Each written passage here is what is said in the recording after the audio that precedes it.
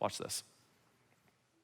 In 2007, we went to a Christian music festival called Spirit West Coast. And at this music festival, they were advertising for Compassion.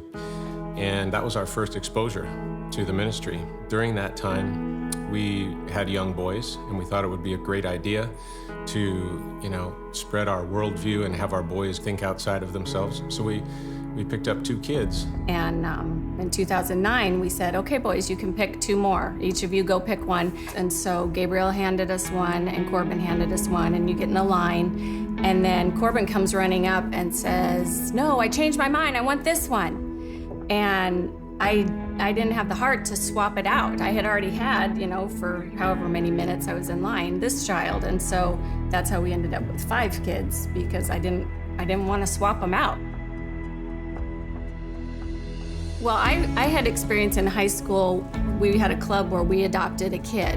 And I still remember the day someone came in and said, my cousin got the same picture. And so I had this preconceived idea that 1,000 people get the same picture of the same kid.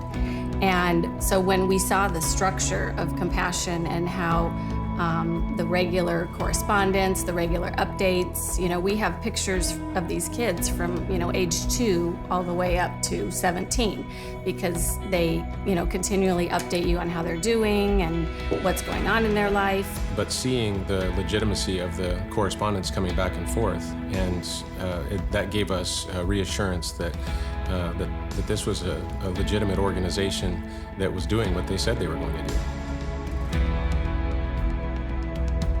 The Compassion program has had an impact because here I work in the United States of America. I have a good job. I come home and I might have concerns or worries about things that went on at work that day, and it brings a whole new perspective to my life and to things that concern me of the day. And so for me, it was a perspective shift every single day when I would come home, maybe with the wrong attitude. That was a great way to shape me up quickly. I think most parents want their kids to be grateful and to understand what they have and to be compassionate. And I think it was really instrumental in their life in seeing, especially at the beginning at 6 and 8, when you provide monthly and then you're allowed to send $25 for their birthday or $25 for Christmas. And they would write a thank you note and let you know what they purchased with it. And to share that with our kids, it was a little surprising to them that maybe they chose a bag of rice or maybe they chose a pair of pants, I believe that our decision to sponsor Compassion Children did have a significant spark in our lives to help put us on a trajectory.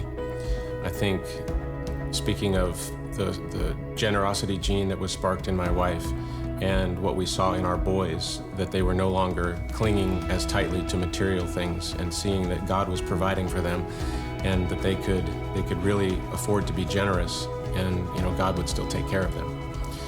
I learned the same thing as the dad in the family, that I could loosen the purse strings a little bit, open the wallet a little bit, whereas before I was probably a little tighter with that.